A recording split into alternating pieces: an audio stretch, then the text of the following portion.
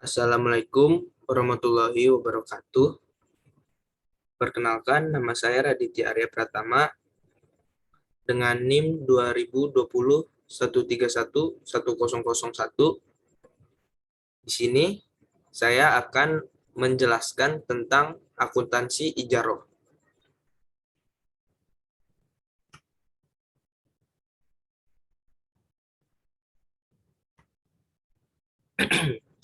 Pendahuluan. Pada penjelasan kali ini, saya akan membahas secara khusus akuntansi untuk transaksi ijaroh dan ijaroh muntahiyah bitamlik atau IMBT.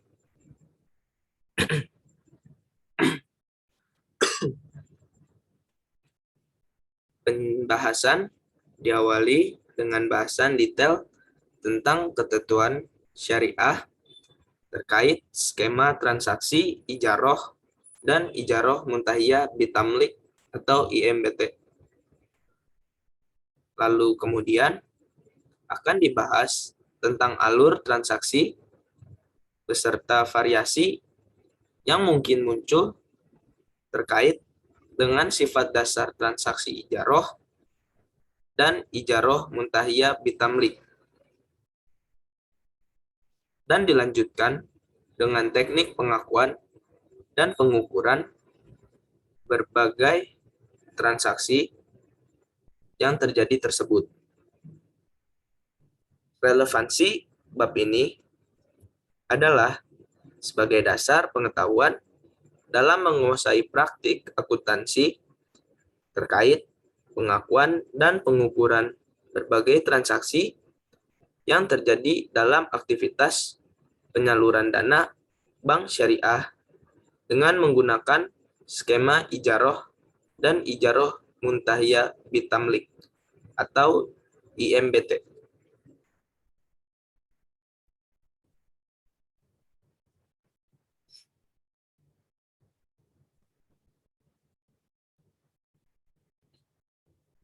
Definisi dan penggunaan ijaroh. Ijaroh dan ijaroh muntahiyah bitamlik atau IMBT merupakan transaksi sewa-menyewa yang diperbolehkan oleh syariah. Akad ijaroh merupakan akad yang memfasilitasi transaksi pemindahan hak guna atau manfaat atas suatu barang atau jasa dalam waktu tertentu melalui pembayaran sewa atau upah tanpa diikuti pemindahan kepemilikan barang. Adapun akad IMBT memfasilitasi transaksi ijaroh yang pada akhir masa sewa, penyewa diberi hak pilih untuk memiliki barang yang disewa dengan cara yang disepakati oleh kedua belah pihak.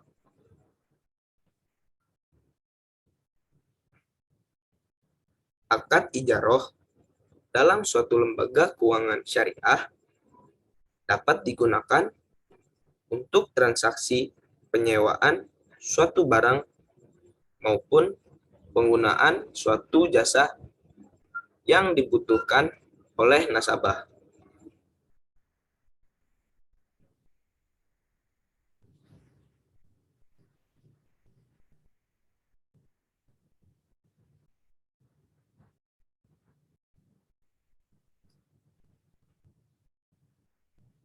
Bagi bank syariah, transaksi ini memiliki beberapa keunggulan jika dibandingkan dengan jenis akad lainnya, yaitu keunggulan yang pertama, dibandingkan dengan akad murabahah, akad ijaroh lebih fleksibel dalam hal objek transaksi.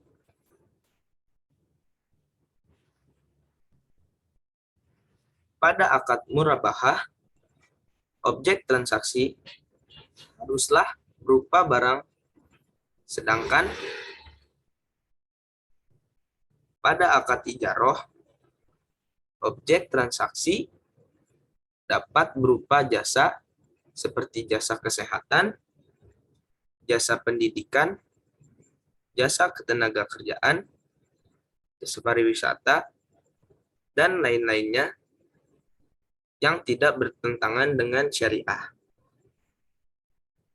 Lalu keunggulan dari akad ijaroh yang kedua adalah dibandingkan dengan investasi, akad ijaroh mengandung risiko usaha yang lebih rendah, yaitu adanya pendapatan ijaroh yang relatif tetap.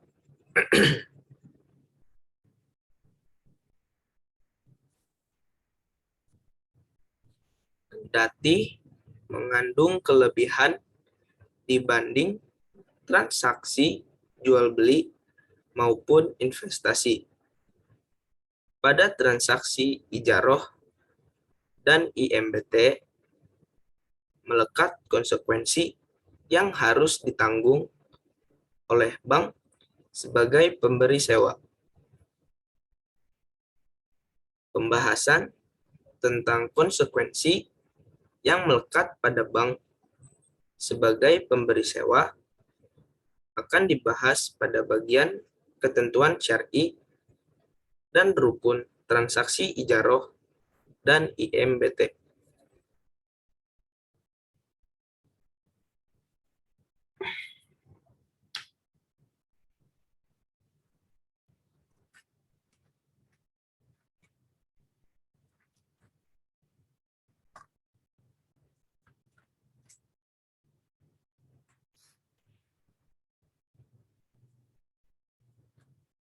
Ketentuan syar'i transaksi ijaroh dan transaksi IMBT.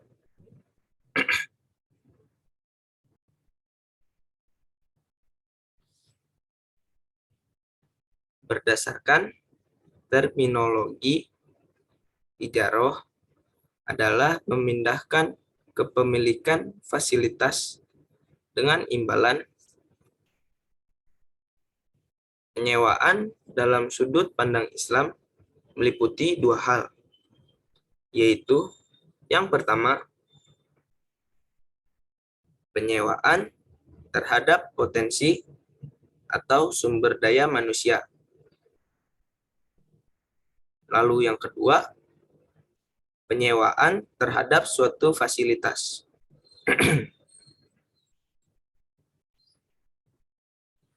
Penyewaan terhadap potensi manusia, misalnya, adalah menyewa seseorang untuk membantu pekerjaan dalam waktu tertentu. Dikategorikan oleh ahli fikih dengan pekerja pribadi, atau untuk menyelesaikan satu pekerjaan tertentu. Dikategorikan oleh ahli fikih dengan pekerjaan umum. Adapun penyewaan untuk fasilitas antara lain penyewaan tempat tinggal, penyewaan tanah garapan, atau penyewaan mobil angkutan.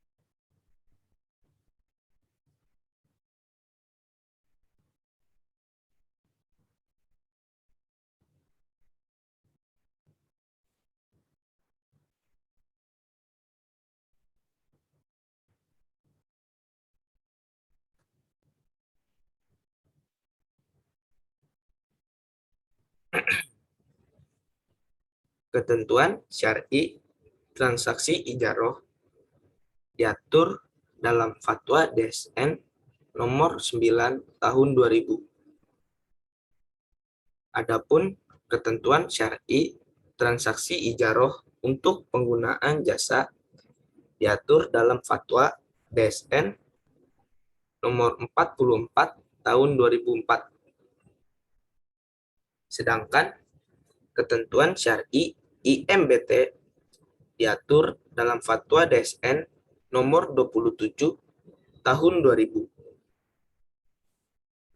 Secara detail, Fatwa DSN tentang transaksi ijaroh dan IMBT dibahas dalam bagian rukun transaksi ijaroh, multijasa, dan IMBT sebagai berikut.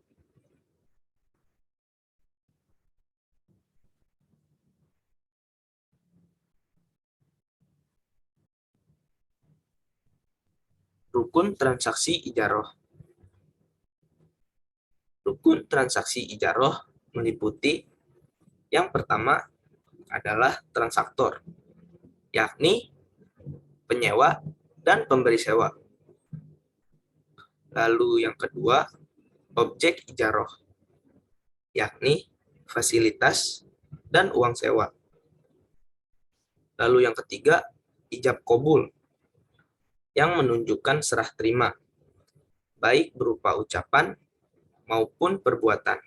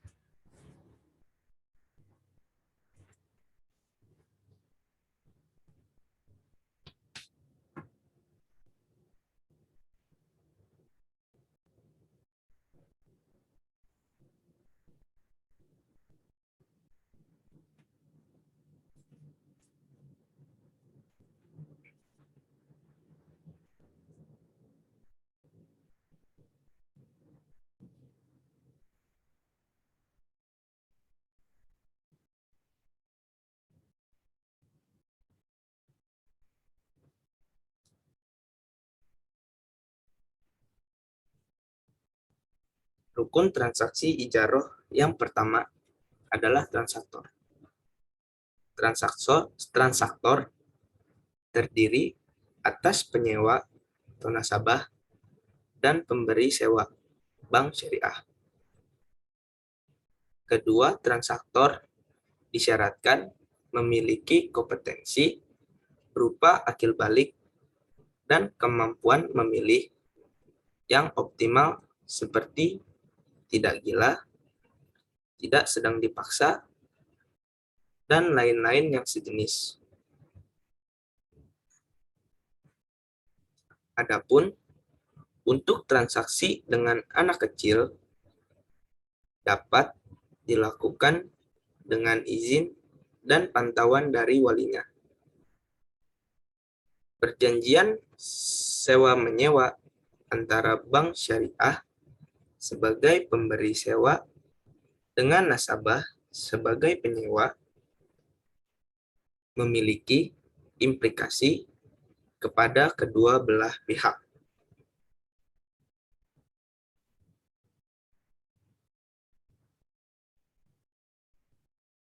Implikasi perjanjian sewa kepada bank syariah sebagai pemberi sewa adalah sebagai berikut.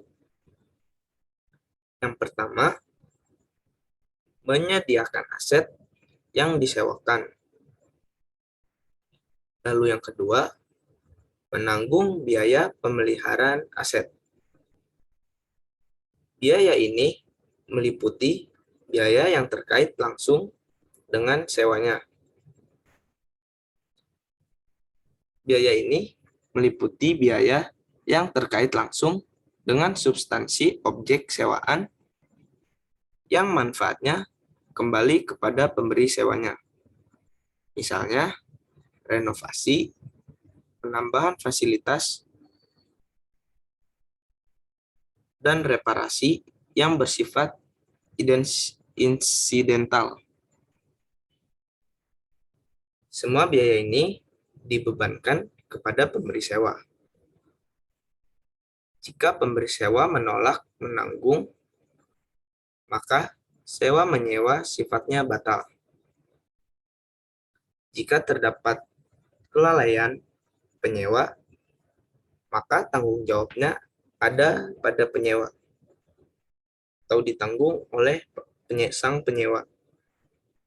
Lalu yang ketiga, menjamin bila terdapat cacat pada aset yang disewakan.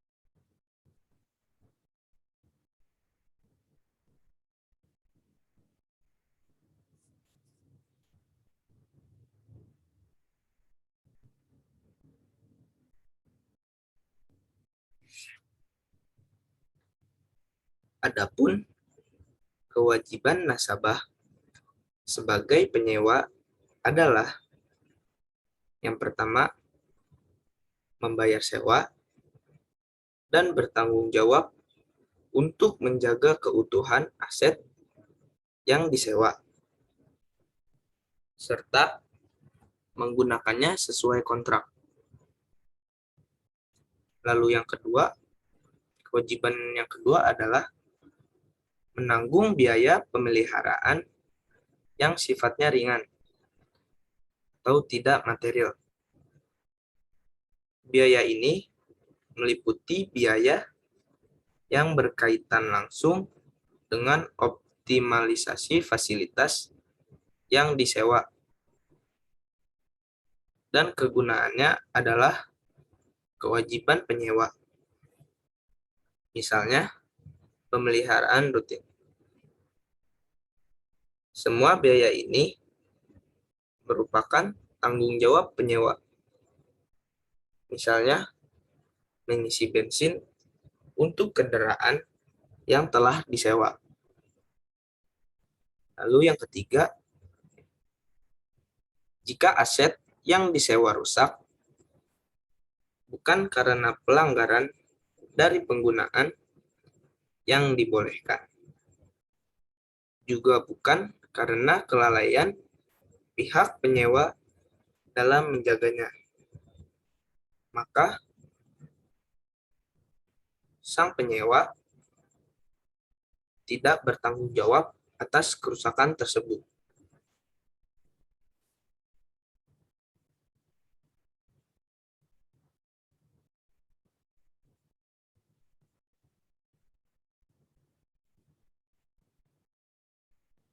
Rukun transaksi ijaroh yang kedua adalah objek ijaroh.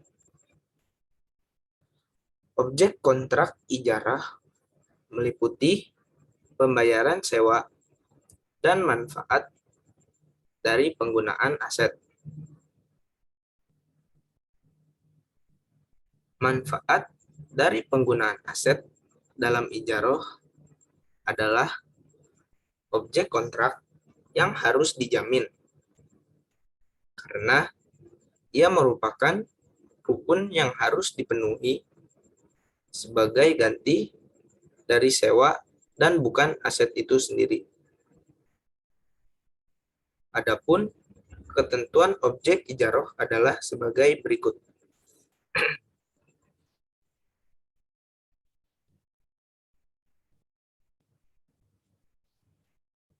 Yang pertama, objek ijaroh adalah manfaat dari penggunaan barang dan jasa atau barang atau jasa. Lalu yang kedua, manfaat barang harus bisa dinilai dan dapat dilaksanakan dalam kontrak. Dalam hal ini, hendaklah fasilitas objek sewaan itu mempunyai nilai komersial.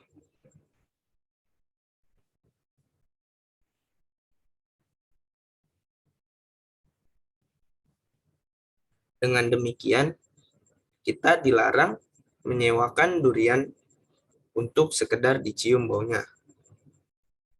Hendaknya juga penggunaan fasilitas objek sewaan tidak menghabiskan substansinya. Sebagai contoh, tidak boleh menyewakan lilin untuk penerangan atau sabun mandi. Lalu yang ketiga, fasilitasnya mubah atau diperbolehkan. Dalam hal ini, menyewa tenaga atau fasilitas untuk maksiat atau sesuatu yang diharamkan adalah haram. Berdasarkan pedoman pengawasan syariah yang diterbitkan oleh Bank Indonesia, disebutkan bahwa transaksi multijasa yang biasanya menggunakan akad ijaroh dapat dalam bentuk pelayanan pendidikan, kesehatan, ketenagakerjaan, dan kepariwisataan.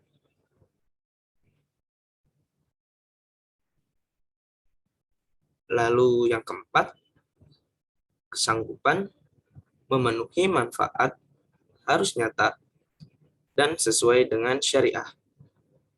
Dalam hal ini, objek transaksi bisa diserah terimakan secara substansi dan syariah.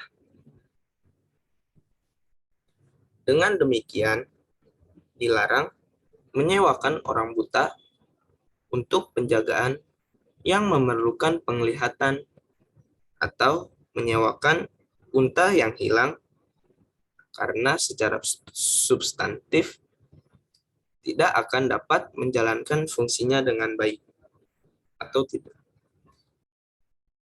Begitu pula dilarang menyewa wanita haid membersihkan masjid karena secara syariat tidak boleh masuk ke dalam masjid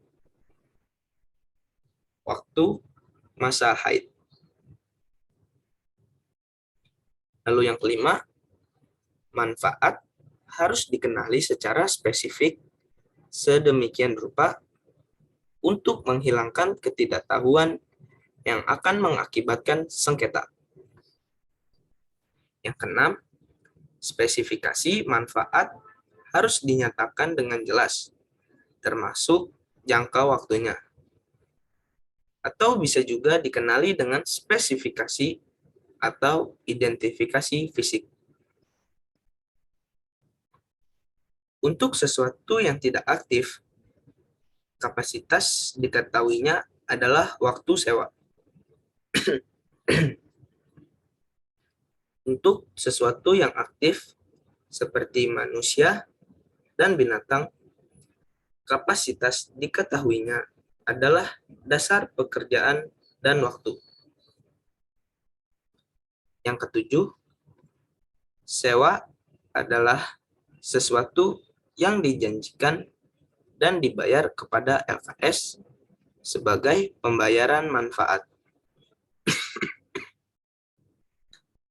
Sesuatu yang dapat dijadikan harga dalam jual beli dapat pula dijadikan sewa dalam ijaroh.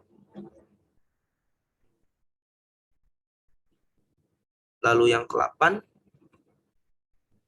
ketentuan dalam menentukan sewa dapat diwujudkan dalam ukuran waktu, tempat, dan jarak.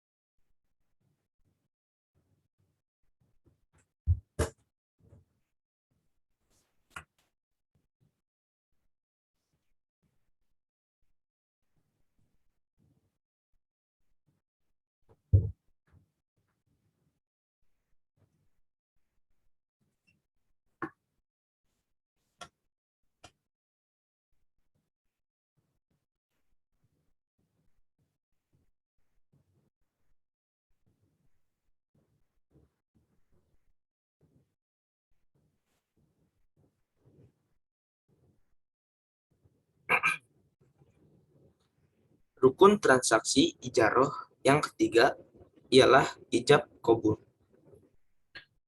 Ijab dan kabul dalam akad ijarah merupakan pernyataan dari kedua belah pihak yang berkontrak dengan cara penawaran dari pemilik aset atau bank syariah dan penerimaan yang dinyatakan oleh penyewa, itu nasabah.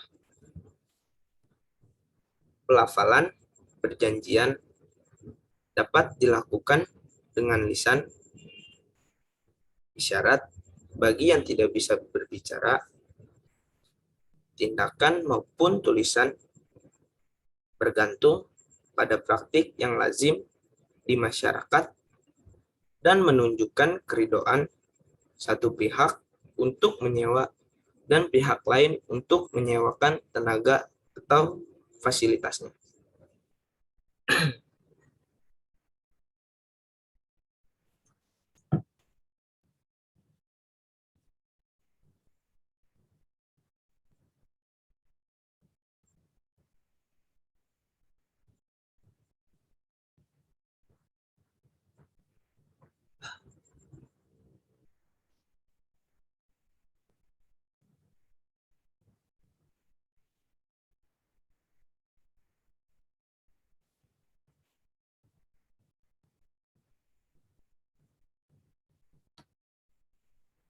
Rukun transaksi ijaroh untuk pembiayaan multi jasa. Pembiayaan multi jasa dengan skema ijaroh adalah pembiayaan yang diberikan oleh lembaga keuangan syariah atau LKS kepada nasabah dalam memperoleh manfaat atas suatu jasa dengan menggunakan akad ijaroh. Pembiayaan multijasa hukumnya boleh atau jais dengan menggunakan akad ijaroh atau kafalah. Dalam hal lembaga keuangan syariah menggunakan akad ijaroh, maka harus mengikuti semua ketentuan yang ada dalam fatwa ijaroh. Dalam kedua pembiayaan multijasa tersebut, lembaga keuangan syariah dapat memperoleh imbalan jasa atau ujrah atau fee. Besar ujrah atau fee harus disepakati di awal dan dinyatakan dalam bentuk nominal, bukan bentuk persentase.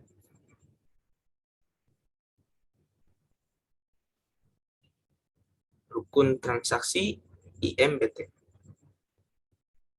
Berdasarkan Fatwa DSN nomor 27 tahun 2002 disebutkan bahwa pihak yang melakukan transaksi IMBT harus melaksanakan akad ijaroh terlebih dahulu. Dengan demikian, pada akad IMBT juga berlaku semua rukun dan syarat transaksi ijaroh.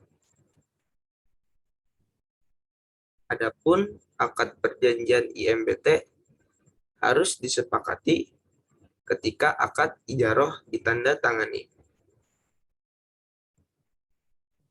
Selanjutnya, pelaksanaan akad pemindahan kepemilikan baik dengan jual beli atau pemberian hanya dapat dilakukan setelah masa ijaroh selesai. Berdasarkan Fatwa DSN nomor 27 tersebut, janji pemindahan kepemilikan yang disepakati di awal akad ijaroh hukumnya bersifat tidak mengikat. Oleh karena itu, apabila janji tersebut ingin dilaksanakan, maka harus ada akad pemindahan kepemilikan yang dilakukan setelah masa ijaroh selesai.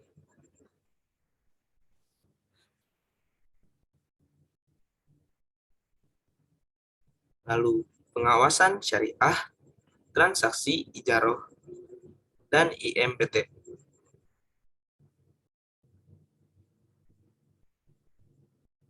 Untuk menguji kesesuaian transaksi ijaroh dan IMBT yang dilakukan bank dengan fatwa DSN, DPS suatu bank syariah akan melakukan pengawasan syariah.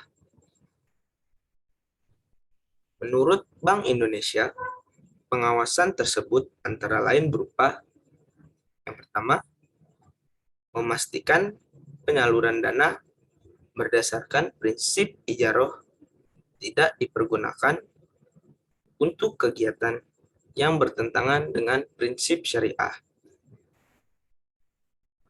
Lalu yang kedua, memastikan bahwa akad pengalihan kepemilikan dalam IMBT dilakukan setelah akad ijaroh selesai.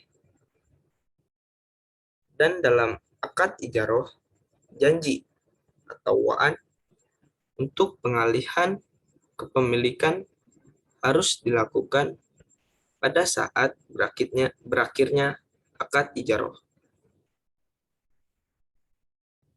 Yang ketiga, meneliti pembiayaan berdasarkan prinsip ijaroh untuk multijasa menggunakan perjanjian sebagaimana diatur dalam fatwa yang berlaku tentang multijasa dan ketentuan lainnya, antara lain ketentuan standar akad. Yang keempat, memastikan besar ujrah atau fee multi jasa dengan menggunakan akad ijaroh telah disepakati di awal dan dinyatakan dalam bentuk nominal, bukan dalam bentuk persentase.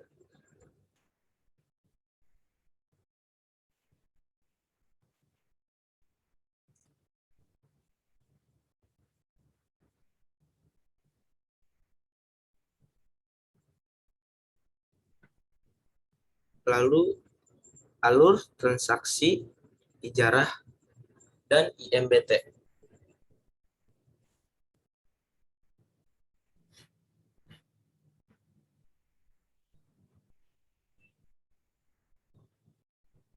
Alur yang pertama, nasabah mengajukan permohonan ijaroh dengan mengisi formulir permohonan. Berbagai informasi yang diberikan selanjutnya diverifikasi kebenarannya dan dianalisis kelayakannya oleh bank syariah. Bagi nasabah yang dianggap layak, selanjutnya diadakan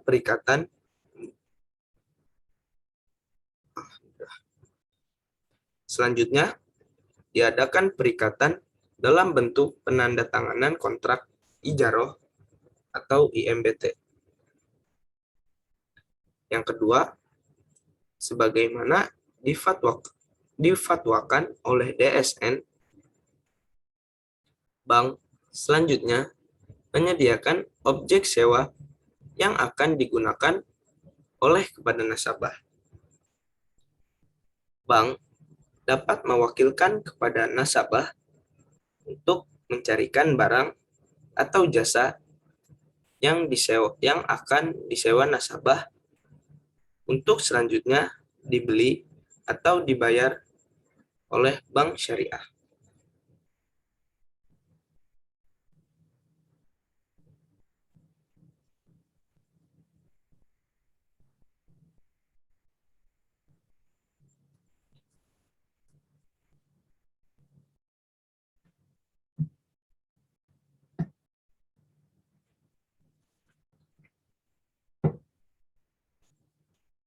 Yang ketiga, nasabah menggunakan barang atau jasa yang disewakan sebagaimana yang telah disepakati dalam kontrak. Selama penggunaan objek sewa, nasabah menjaga dan menanggung biaya pemeliharaan barang yang disewa sesuai kesepakatan. Sekiranya terjadi kerusakan bukan karena kesalahan penyewa, maka bank syariah sebagai pemberi sewa akan menanggung biaya perbaikannya. Yang keempat, nasabah penyewa membayar fee sewa kepada bank syariah sesuai dengan kesepakatan akad sewa. Yang kelima,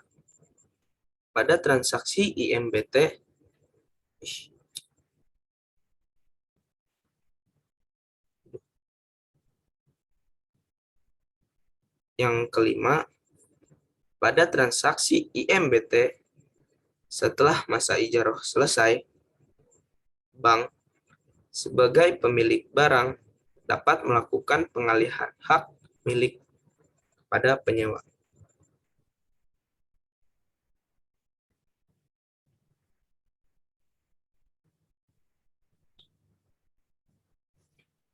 Cakupan standar akuntansi ijaroh dan IMBT.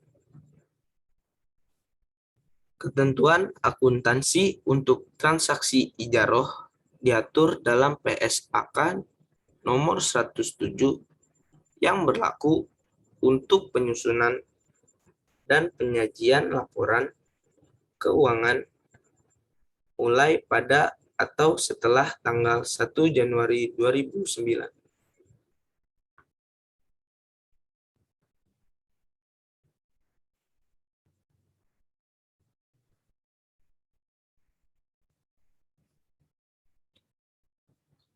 Standar ini memuat tentang mekanisme transaksi dan ketentuan tentang pengakuan dan pengukuran transaksi yang terdapat dalam skema ijaroh, baik untuk pemberi sewa maupun penyewa. Dalam hal dicakup dalam standar ini adalah pengakuan dan pengukuran biaya perolehan, penyusutan, pendapatan, beban dan perpindahan kepemilikan. Untuk aplikasi standar ini juga akan dibahas pada subbab teknis perhitungan dan penjurnalan transaksi ijaroh bagi bank syariah.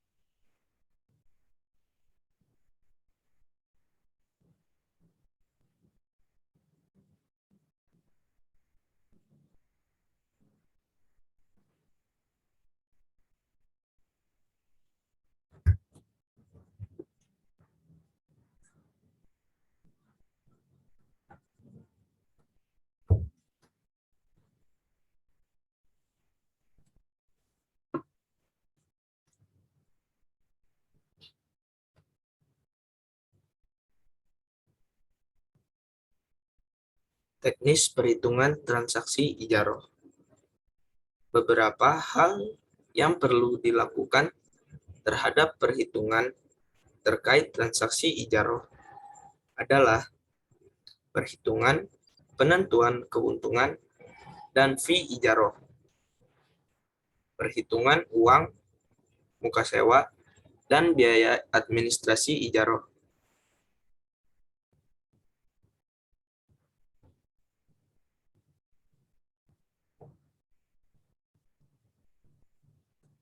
Perhitungan penyusutan dan pendapatan ijaroh, misalkan kebijakan bank syariah adalah memperoleh keuntungan 20% dari modal penyewaan atau beban penyusutan per bulan adalah harga perolehan dikurangi nilai sisa lalu dibagi dengan jumlah bulan umur ekonomis.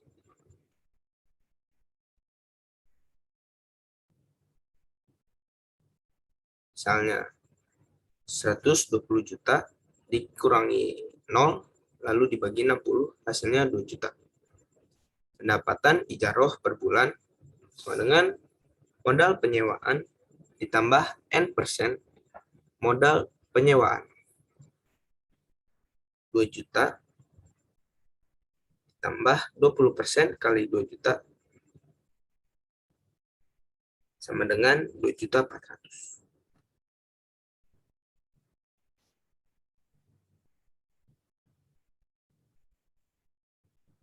Teknis perhitungan transaksi ijaroh. Dalam praktik, mengingat sewa dilakukan lebih dari 1 tahun, penentuan sewa dapat menggunakan tabel anuitas. Akan tetapi, setelah dihitung nilai nominalnya,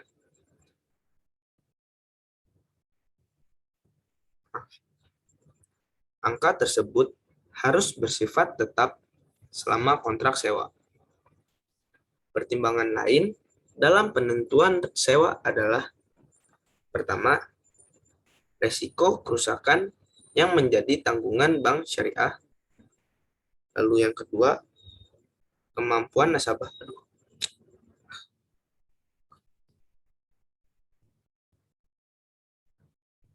Dan yang ketiga, opportunity cost nasabah sekiranya ada alternatif skema lain yang memungkinkan untuk dipilih oleh nasabah, baik dari bank syariah yang sama maupun dengan bank lain untuk kebutuhan tujuan yang sama.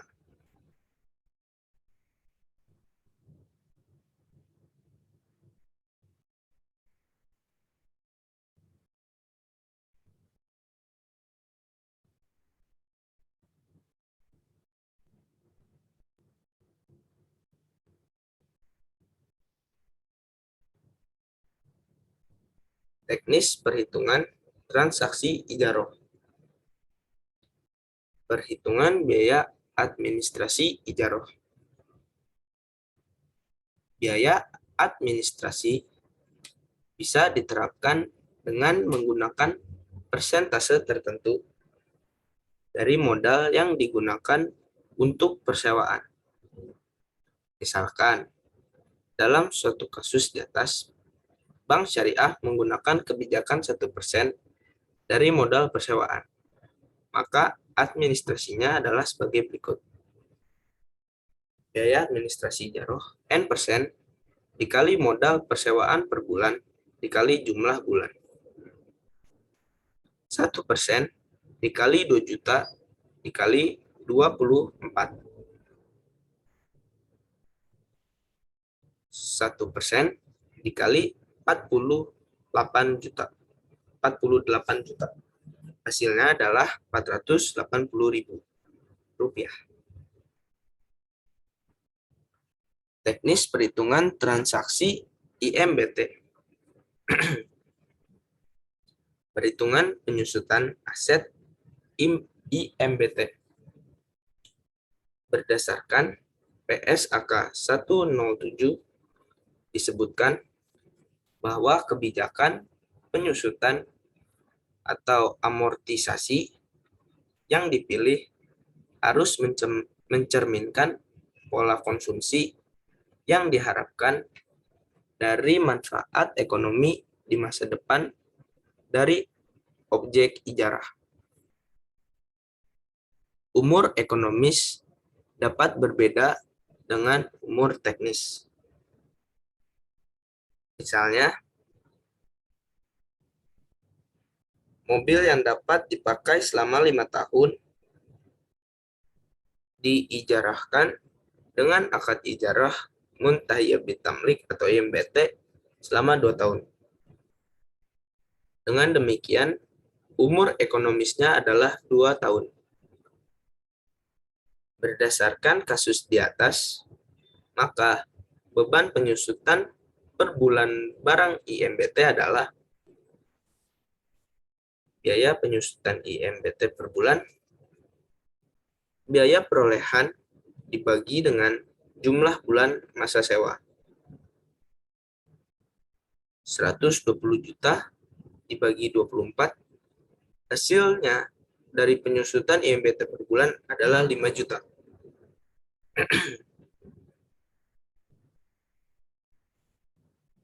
Penentuan pendapatan IMBT.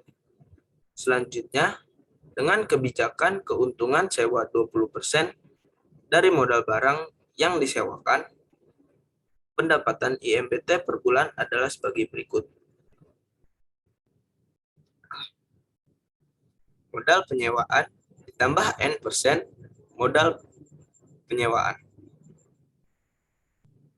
5 juta ditambah 20% dikali 5 juta. 5 juta ditambah 1 juta dengan hasilnya 6 juta.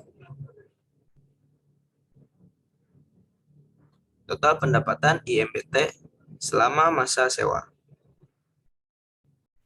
24 dikali 6 juta dengan hasil 144 juta rupiah. Adapun untuk fee IMBT, mengingat penyewa memiliki hak pilih untuk memiliki barang yang disewakan, modal barang persewaan dapat diperlakukan sama dengan harga perolehan barang.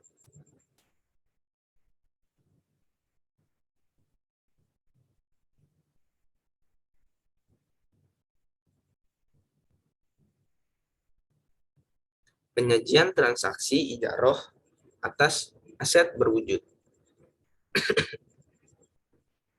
Berdasarkan PAPSI tahun 2013, terdapat beberapa ketentuan penyajian di laporan keuangan terhadap akun yang berkaitan dengan transaksi ijaroh dengan aset berwujud. Yang pertama, objek sewa yang diperoleh bank disajikan sebagai aset ijaroh. Lalu yang kedua, akumulasi penyusutan atau amortisasi dan cadangan kerugian penurunan nilai dari aset ijaroh disajikan sebagai pos lawan aset ijaroh. Lalu yang ketiga, porsi pokok atas pendapatan sewa yang belum dibayar disajikan sebagai piutang sewa. Lalu yang keempat, porsi ujrah atau pendapatan sewa yang belum dibayar disajikan sebagai pendapatan sewa yang akan diterima yang merupakan bagian dari aset lainnya pada saat nasabah tergolong performing. Sedangkan apabila nasabah tergolong non-performing, maka pendapatan sewa yang akan diterima disajikan pada rekening administratif. Lalu yang kelima, cadangan kerugian penurunan nilai atas piutang sewa disajikan sebagai pos lawan atau contra account piutang ijaroh. Lalu yang keenam, Beban penyusutan atau amortisasi aset ijaroh disajikan sebagai pengurang pendapatan ijaroh pada laporan laba rugi. Pengungkapan transaksi ijaroh atas aset berwujud. Berdasarkan PAPSI tahun 2013, hal-hal yang harus diungkapkan terkait transaksi ijaroh dengan menggunakan aset berwujud antara lain, yang pertama, sumber dana yang digunakan dalam pembiayaan ijaroh. Yang kedua, jumlah piutang cicilan ijaroh yang akan jatuh tempo hingga 2 tahun terakhir. Yang ketiga, jumlah objek sewa berdasarkan jenis transaksi ijaroh dan ijaroh muntahiyah bitamlik atau YMBT, jenis aset dan akumulasi penyusutannya, serta cadangan kerugian penurunan nilai jika ada, apabila bank sebagai pemilik objek sewa. Yang keempat, komitmen yang berhubungan dengan perjanjian ijaroh muntahiyah bitamlik atau IMBT yang berlaku efektif pada periode laporan keuangan berikutnya. Yang kelima, kebijakan akuntansi yang digunakan atas transaksi ijaroh dan ijaroh muntahiyah bitamlik atau IMBT. Yang keenam, transaksi dan saldo dengan pihak-pihak yang berelasi. Penyajian transaksi ijaroh atas jasa. Berdasarkan PAPSI tahun 2013, terdapat beberapa ketentuan penyajian di laporan keuangan terhadap akun yang berkaitan dengan transaksi ijaroh dengan jasa. Yang pertama, perolehan atas jasa disajikan sebagai bagian aset ijaroh dan disajikan terpisah dari aset ijaroh lain. Yang kedua, amortisasi atas perolehan aset ijaroh disajikan sebagai pos lawan dari aset ijaroh. Yang ketiga, porsi pokok atas pendapatan sewa multijasa yang belum dibayar disajikan sebagai piutang sewa.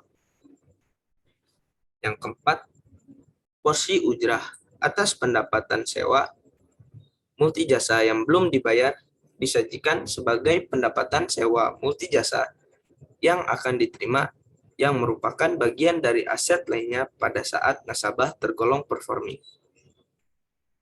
Sedangkan apabila nasabah tergolong non-performing, maka pendapatan sewa multijasa yang akan diterima disajikan pada rekening administratif.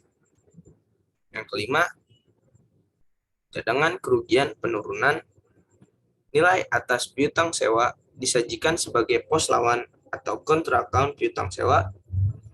Yang keenam, beban amortisasi aset ijaroh disajikan sebagai pengurang pendapatan ijaroh pada laporan laba rugi.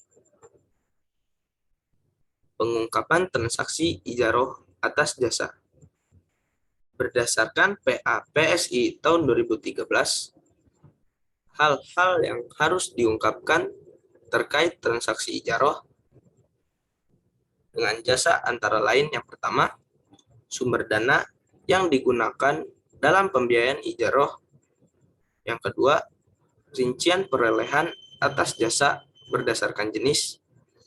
Yang ketiga, jumlah piutang cicilan ijaroh yang akan jatuh tempo hingga 2 tahun terakhir.